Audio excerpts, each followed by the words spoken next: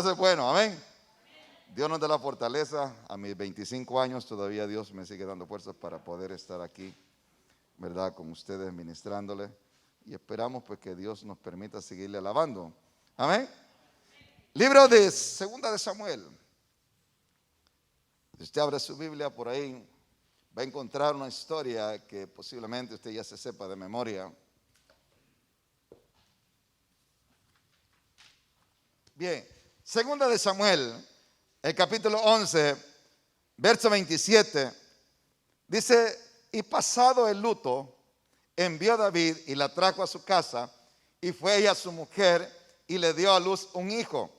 Mas esto que David había hecho fue desagradable, ¿ante quién? Ante los ojos de Jehová. Ahora, sigamos al capítulo 12, Leslie. Jehová envió a Natán a David, y viniendo a él, le dijo: había dos hombres en una ciudad, el uno rico y el otro pobre. El rico tenía numerosas ovejas y vacas, pero el pobre no tenía más que una sola corderita, que él había comprado y criado, y que había crecido con él y con sus hijos juntamente, comiendo de su bocado y bebiendo de su vaso y durmiendo en su seno. La tenía como a una hija.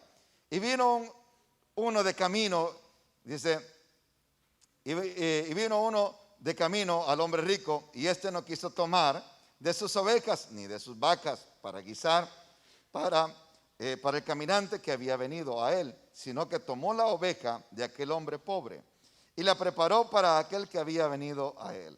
Entonces se encendió el furor de David en gran manera contra aquel hombre, y dijo a Natán: vive Jehová, que el que hizo tal, que el que tal hizo es digno de muerte, y debe pagar la condena con 4 tantos, porque hizo tal cosa y no tuvo misericordia.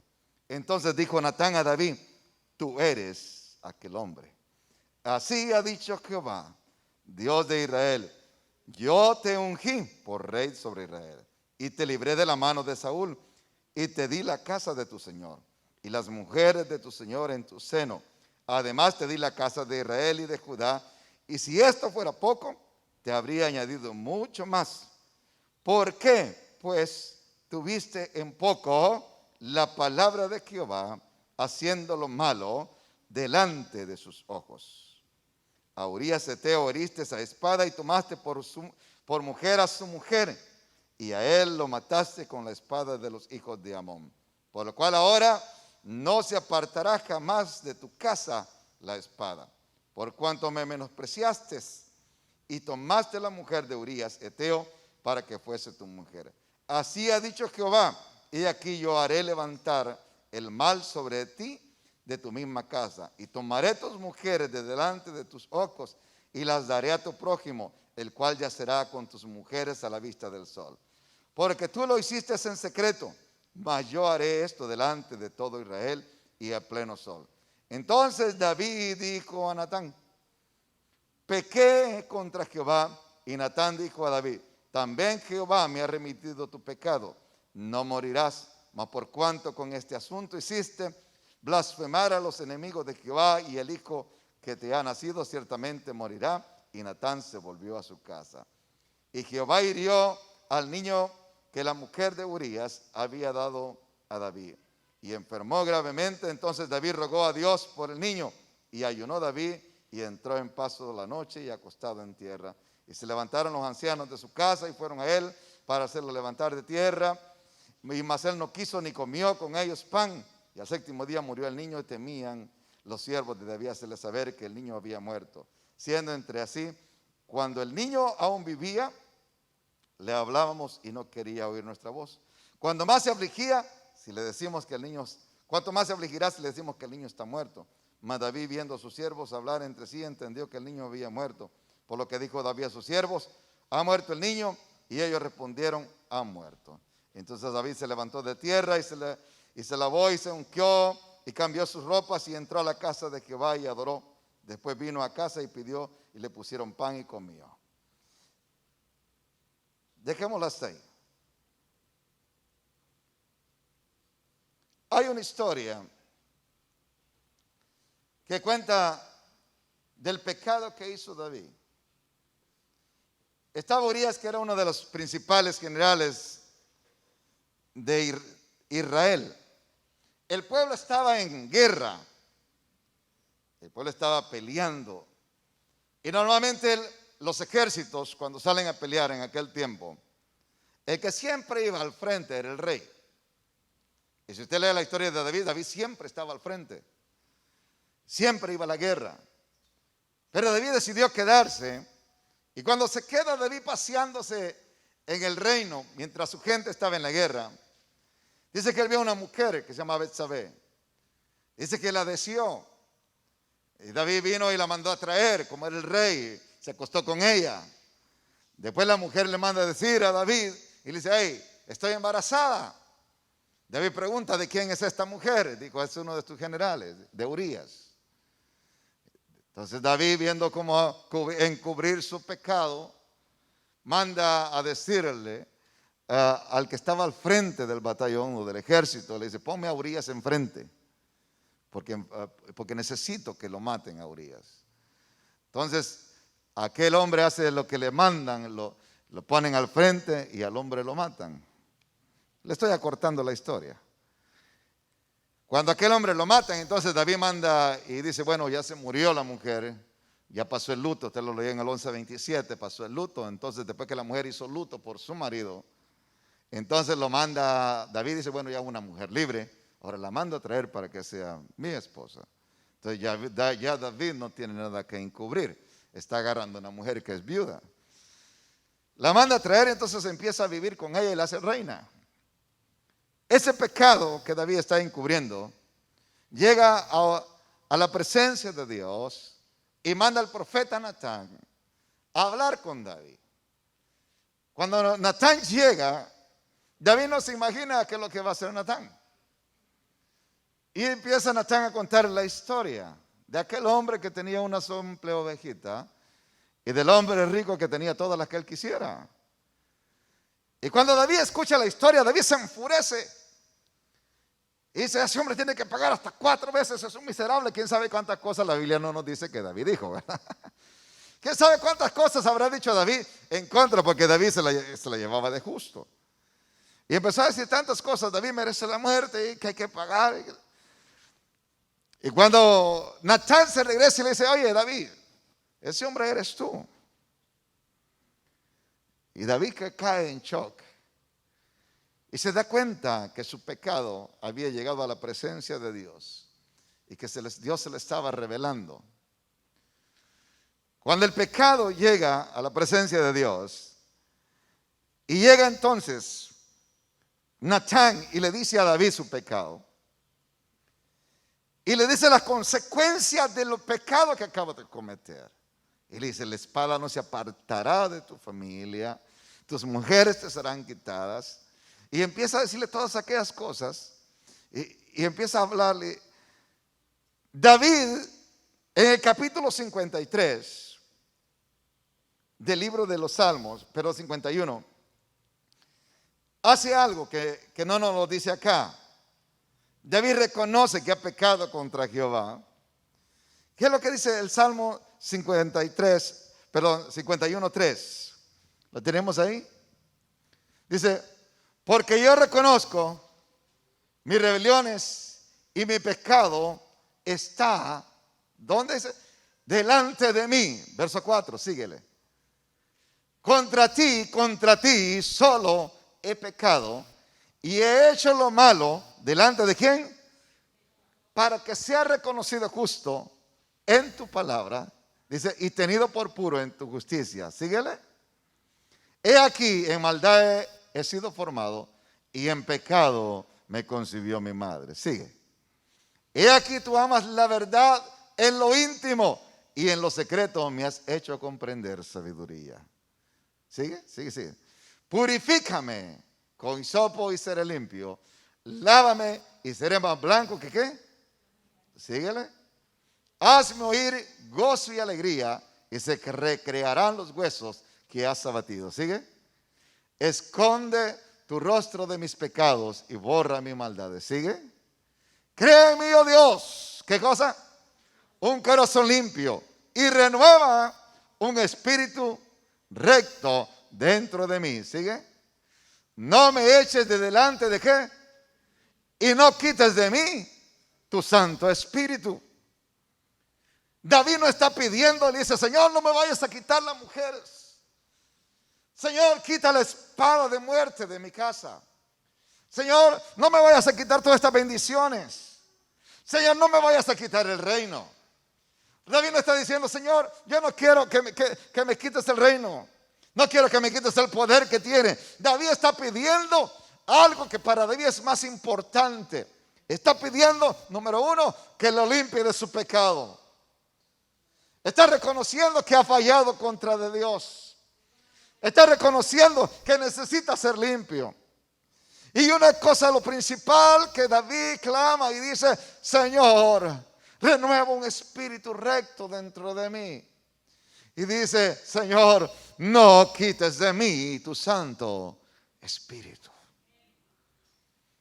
David no pidió. Esta es la oración que David hace cuando Natán llega y David reconoce que ha pecado. Esta es la oración que David hace delante de Dios. Y la oración no va dirigida a las posesiones terrenales ni al poder en la tierra, sino que va dirigida a la presencia de Dios, para que su alma, su espíritu esté bien recto con la presencia de su espíritu dentro de él. No le importó lo demás. Lo único que a David le importaba era la presencia de Dios.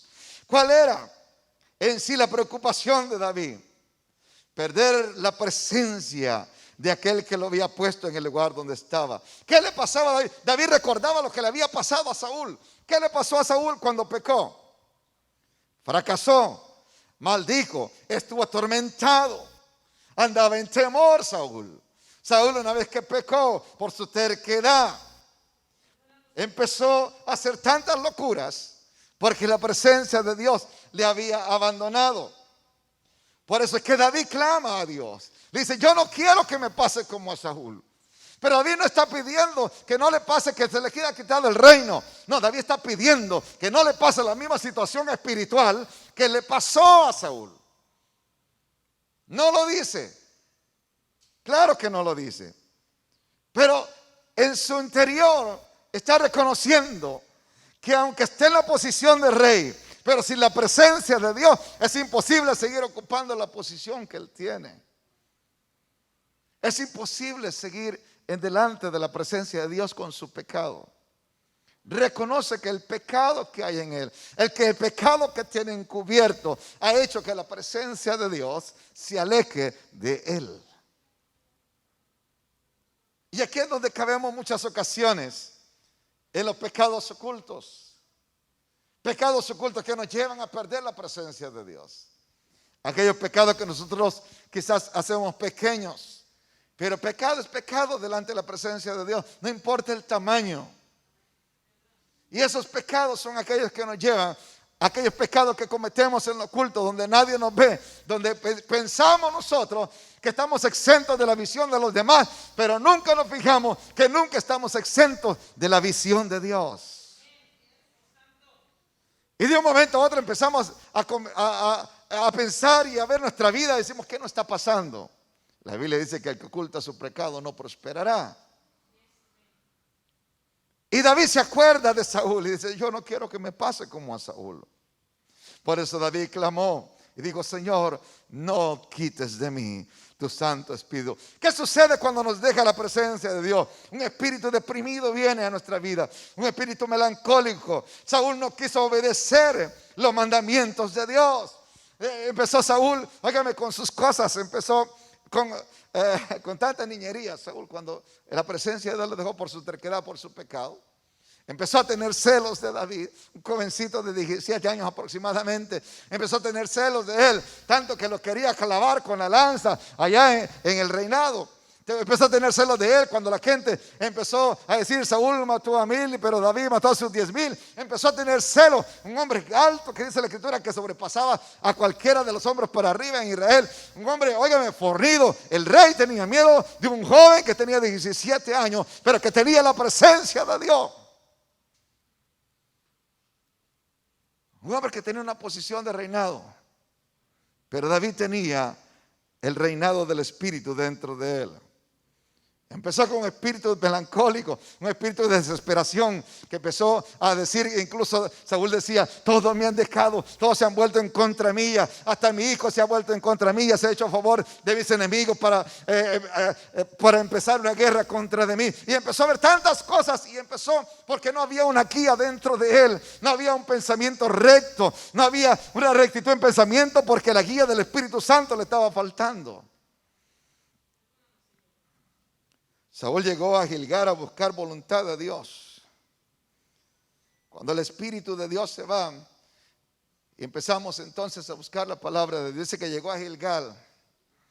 Y cuando llegó a buscar la voluntad de Dios, él tenía que esperarse a que los sacerdotes presentaran ahí el sacrificio y empezar a clamar la presencia de Dios para buscar la voluntad de Dios en que era lo que Saúl tenía que hacer en la guerra.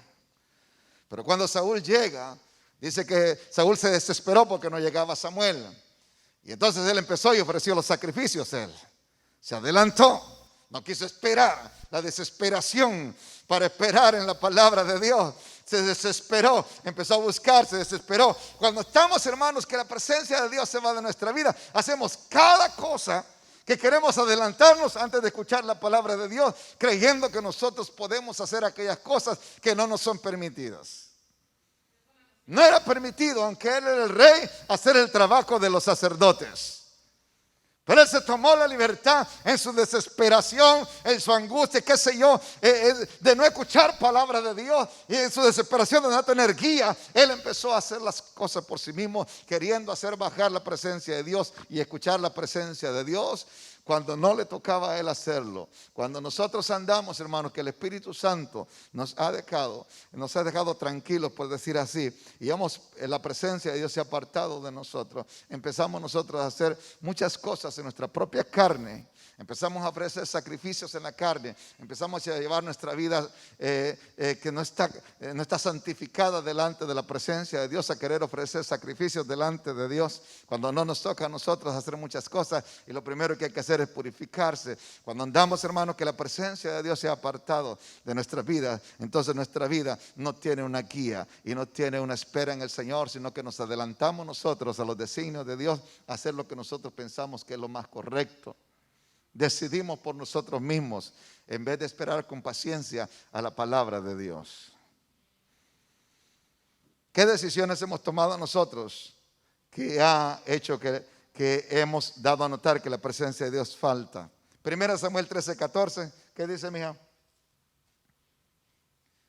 Mas ahora tu reino no será duradero. Jehová se ha buscado a un varón conforme a su corazón, al cual Jehová ha asignado para que sea príncipe sobre su pueblo, por cuanto tú no has guardado lo que Jehová te mandó. Cuando la presencia de Dios se va, nosotros empezamos a no darle valor a la palabra de Dios. Saúl sabía que él no tenía que hacer lo que estaba haciendo. Pero cuando nosotros, hermanos, hemos dejado la presencia de Dios, entonces nosotros empezamos a andar bajo nuestro propio camino y no guiados por la palabra de Dios. Él sabía lo que la palabra de Dios decía, y al contrario de eso, él se rebeló en contra de la voluntad de la palabra de Dios, del cual él tenía conocimiento, queriendo hacer lo que él quería. Aunque él sabía lo que la palabra de Dios decía, aunque él sabía cuál era el mandamiento, cuáles eran los estatutos, de que él no podía, pero él no le importó y se rebeló en contra de la palabra de Dios, en contra del mandamiento de Dios, y por eso se le fue quitado la presencia de Dios. Cuando la presencia de Dios estamos en peligro de perderla o la hemos perdido, está el espíritu de envidia. Vamos a saltarnos eso. Hacemos confesiones frecuentes y los movimientos ocasionales del Espíritu Santo sin el consiguiente cambio de corazón. Déjeme explicarle esto. Cuando dice que Saúl iba a la guerra, 1 Samuel 19, 23, 24, ponémoslo ahí. Y fue, dice, a Nariot en Ramá, y también vino sobre él el Espíritu de Dios, Y siguió andando y profetizando hasta que llegó a Nariot en Ramá. Óyeme, dice que este muchacho llegó y estaban los profetas y él dice que empezó a profetizar juntamente con los profetas. El Espíritu Santo le pegó a él cuando llegó. Había presencia de Dios en aquel lugar. Y dice que Saúl empezó a profetizar y todo el mundo decía, Saúl entre los profetas. Pero cuando Saúl sale de ahí, sigue con el mismo pensamiento de querer matar a David. Y dice que Saúl estuvo ahí, hermano, desde la mañana hasta la noche profetizando. Estuvo ahí desde la mañana hasta la noche siendo tocado por el poder de Dios. Estuvo siendo tocado por el poder de Dios. Escuche bien, estuvo siendo tocado por el poder del Espíritu Santo. Pero cuando la terquedad en la vida de la persona llega, no importa cuántas veces te toque el Espíritu Santo, si la decisión mía y la decisión tuya es no querer cambiar mis actitudes y no reconocer mi pecado, la presencia de Dios no podrá hacer los cambios que necesita hacer para poder usarte.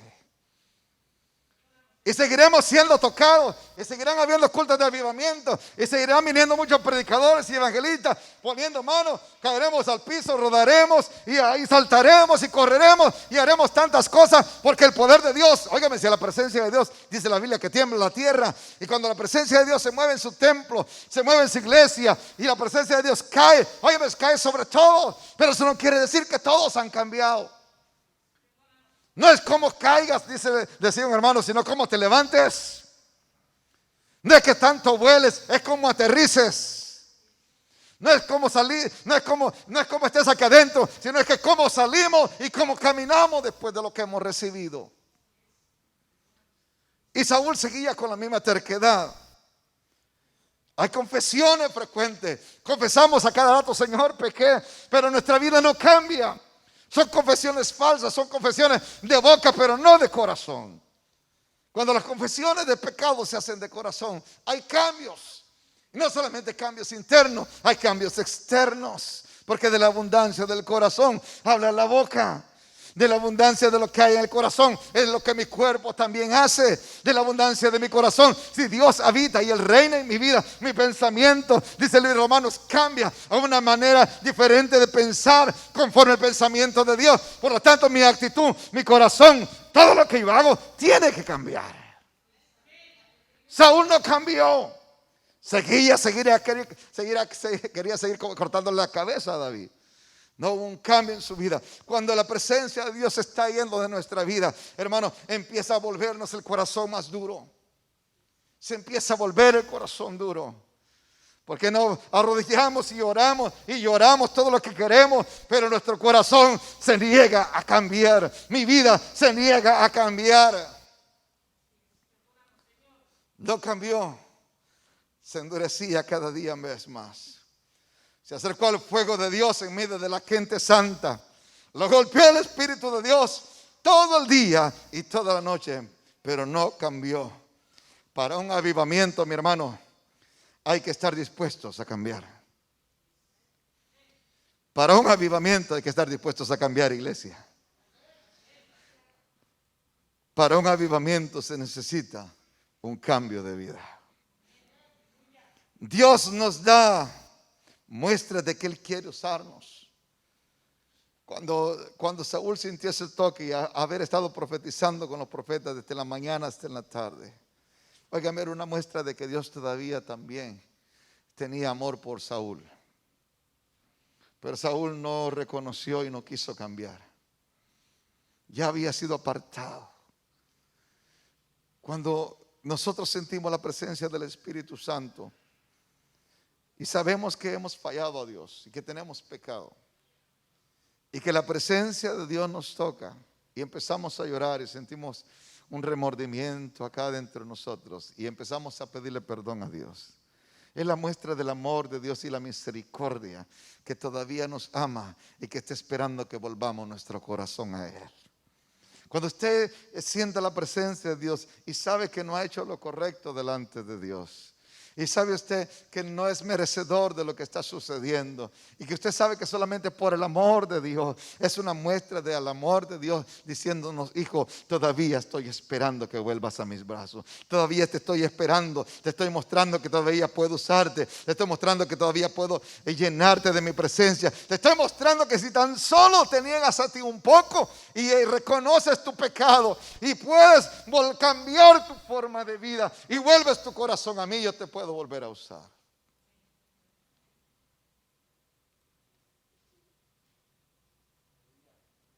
Una vida confusa, sin una guía, sin un mensaje personal de parte de Dios. 1 Samuel 28:15. Y Samuel dijo a Saúl: ¿por qué me has inquietado haciéndome venir? Y Saúl respondió: estoy muy angustiado, pues los filisteos pelean contra mí y Dios se ha apartado de mí y no me responde, mas ni por medio de profetas ni por sueños. Por esto te he llamado, para que me declares lo que tengo que hacer. Óigame hasta dónde llegó. Ya Samuel ya se había muerto. Y este quiere consultar y anda buscando palabra de Dios. Y se va a buscar palabra de Dios con una bruja por ahí, con una hechicera. Cuando nosotros, la presencia de Dios se está apartando, cuando la presencia de Dios se está yendo, hay falta de un mensaje personal de parte de Dios a nuestras vidas. Y empezamos a buscar por acá y por allá, en internet, empezamos a buscar en YouTube, empezamos a buscar los mejores predicadores del área y empezamos a buscar a ver quién predica más bonito, a ver dónde Dios te puede hablar, porque no nos sentimos dignos de buscar nosotros mismos que Dios nos hable. O sentimos que cuando estamos clamando, Dios ha cerrado las puertas para nosotros, y en vez de preguntarle al Señor y de humillarnos hasta que Dios conteste, lo que hacemos es buscar una palabra de otra persona. Cuando la palabra de Dios dice que Él podría hablar con nosotros. ¿Cuántos hijos de Dios hay acá? ¿Y usted qué cree? ¿Que Dios tiene oídos sordos para usted? No, hermano. Dios tiene el oído atento a sus hijos. Dios tiene su boca para poder hablarnos a nosotros. Tiene su Santo Espíritu para poderse comunicar con su pueblo. Una vida confusa sin una guía, sin un mensaje personal de parte de Dios. Dios se ha apartado de mí, dijo Saúl, y no me responde más. Andaba buscando por todos lados una palabra que le pudiera guiar. ¿Cómo podemos perder su presencia de la misma manera que el pueblo de Israel? Pasaron el Mar Rojo.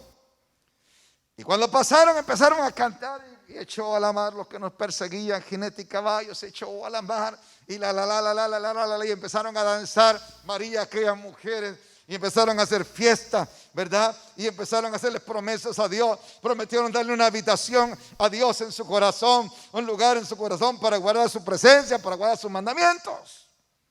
Había felicidad, había gozo, había alegría en el pueblo de Israel. Le prometieron a Dios darle un lugar y que Él sería su Dios, que Él sería su Señor y que ellos seguirían sus pasos y seguirían y obedecerían su palabra. ¿Qué le prometimos usted y yo a Dios el día que Él transformó nuestra vida? ¿Cuál fue la promesa que usted y yo le hemos hecho? ¿Cuáles son aquellas promesas que le hemos hecho a Dios y no le hemos cumplido?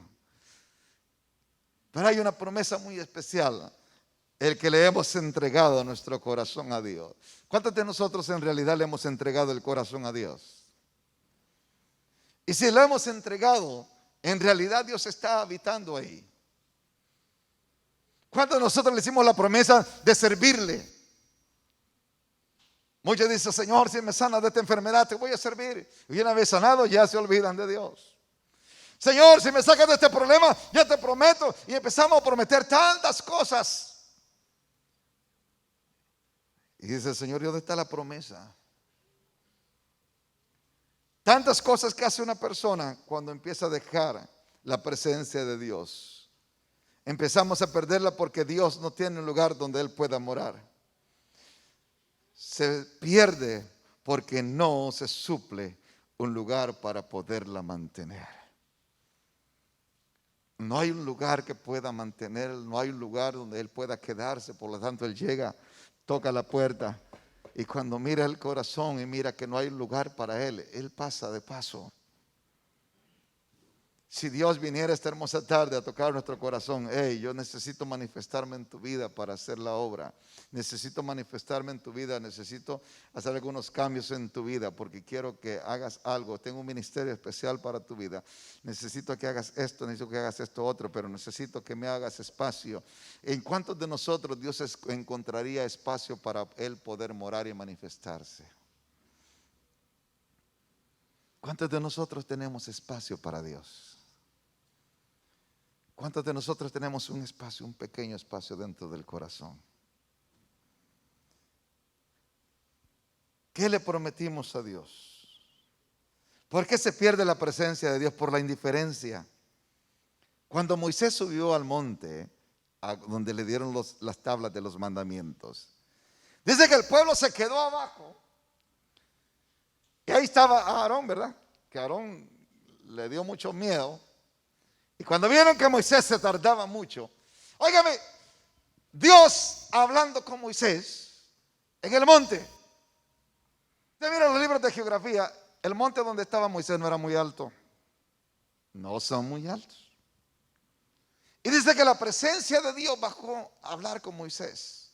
Y el pueblo estaba abajo. Óigame, las nubes de la presencia de Dios estaba hablando con Moisés.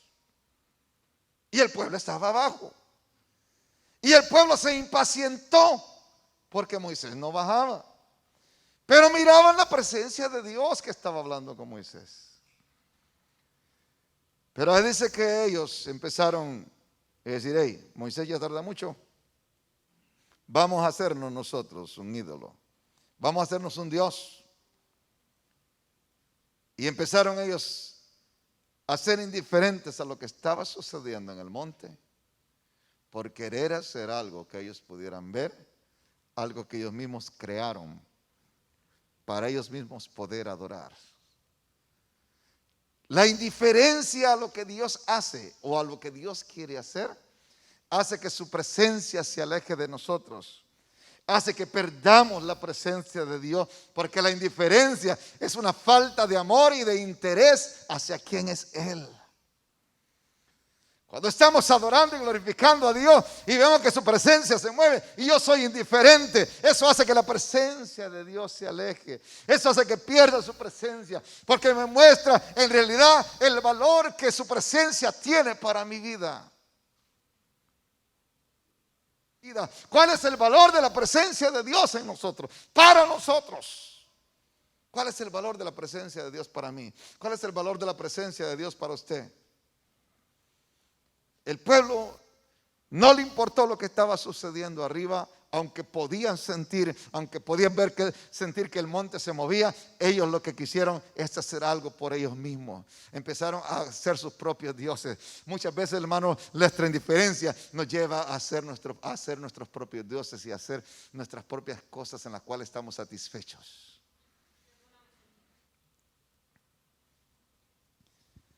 Ay, Señor. Un pueblo sin comunión con Dios, sin el profeta, indiferente a lo que estaba sucediendo. Se despreocupó.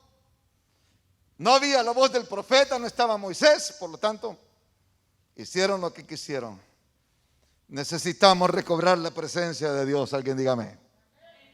Israel pudo haber avanzado a las promesas sin la presencia de Dios. En Éxodo 33:3, ¿tiene por ahí, mija? Dice, a la tierra que fluye leche y miel, pero yo no subiré en medio de ti, porque eres pueblo de dura cerviz, no sea que te consuma. ¿Dónde? Dios le dice al pueblo, hey, vamos a meterlo. Dice, voy a mandar un ángel contigo, le dice a Moisés, y van a ir a la tierra que fluye leche y miel, a la tierra que te prometí, a la tierra que te dije que es abundante, a la tierra de las maravillas. Pero yo no voy a ir, porque son un pueblo muy duro, son duros de cerviz, son tercos, no tienen un lugar para mí. Voy a mandar un ángel y los voy a meter a la tierra prometida. En otras palabras, tú puedes recibir todas las bendiciones que Dios tiene y que Dios ha prometido, pero no tener su presencia.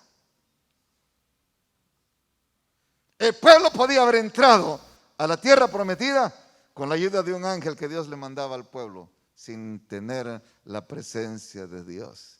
Y de antes, cuando Moisés le dice: Señor, ¿y de qué me sirve? Le dice: que me mandes un ángel si tu presencia no va conmigo. Y es cuando Moisés le dice: si tu presencia no va conmigo, mejor ni me muevas de acá. Porque para mí es más importante tu presencia que todas las bendiciones que tienes para mí. Moisés le da una prioridad a algo que sabía Moisés que era más valioso que entrar a la tierra prometida: la presencia de Dios en él. ¿Qué es más valioso para nosotros, las promesas de Dios o la presencia de Dios? ¿Qué es más valioso para nosotros, las bendiciones económicas, las bendiciones materiales o la presencia de Dios? Dios te puede dar todas las bendiciones. Si tú eres fiel en tus diezmos y ofrendas, yo te aseguro que Dios te va a bendecir en lo económico. Te lo aseguro que te va a bendecir. Porque hay personas que incluso no son ni cristianas y que dan diezmos en las iglesias y dan ofrendas y Dios los bendice por aportar para su iglesia, pero no está la presencia de Dios en ellos. Tú puedes ser el mejor, persona que da diezmo, que da ofrenda, que da todo, y puedes comprarnos un templo si tú quieres, pero si la presencia de Dios no está en tu vida, no vale nada. La presencia de Dios, le dijo Moisés: si tu presencia no va conmigo, yo no quiero tus bendiciones, no quiero todas estas cosas que tú estás diciendo, yo no quiero que un ángel vaya conmigo, yo te quiero a ti. No quiso avanzar sin su presencia. ¿Qué hizo el pueblo para volver a habitar con ellos? Para que Dios volviera a habitar en ellos. Número 1, dice la Biblia que se vistieron de luto. Se entristecieron, se dolieron y se arrepintieron.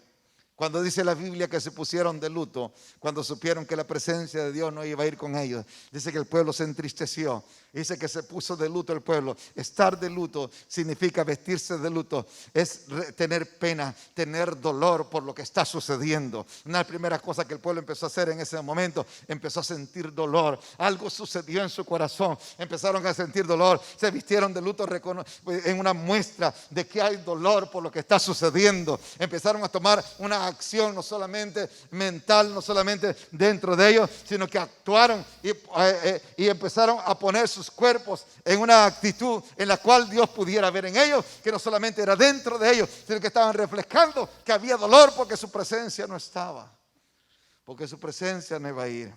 Eso significa el hecho de que se hayan puesto de luto. Se entristecieron, se dolieron y se arrepintieron. Aprendieron que Dios estaría con un pueblo, que no estaría Dios con un pueblo terco, que no tuviera su palabra en alta estima. Joel capítulo 2, versos 12 al 14. Por eso pues ahora, dice Jehová, convertíos a mí. Dice, ¿con qué? Con todo vuestro corazón, con ayuno y lloro y lamento. Con ayuno, con lloro, con lamento. El pueblo empezó a expresar aquellas cosas. Convertíos a mí de todo corazón, dice, con ayuno, con lloro, con lamento. Rascad vuestro corazón y no vuestros vestidos, y convertíos a Jehová vuestro Dios. Pusieron a un lado sus atavíos, pusieron a un lado todas sus prácticas. Dice que se quitaron sus atavíos. ¿Qué eran sus atavíos? Los atavíos que ellos tenían, hermano, eran cadenas que ellos traían con imágenes de los dioses egipcios. Traían cadenas que traían colgando, traían anillos, traían un montón de cosas de los cuales ellos eran dedicadas a los dioses de los egipcios. Y esas mismas cadenas que ellos traían, esas mismas cosas de oro, esas mismas cosas de plata, fueron las mismas que entre todo el pueblo juntaron para hacer el becerro de oro, el cual pusieron, ¿verdad? Diciendo que ese era Dios. Óigame. Cuando nosotros todavía tenemos atavíos, cosas del mundo, que tenemos cosas que son insignificantes aparentemente, dice la Biblia que esas mismas nos pueden llevar a hacer algo más grande. Y Dios no podía consentir aquello en lo cual ellos se inclinaran delante de Dios con todas aquellas cosas las cuales eran dedicadas a otros dioses.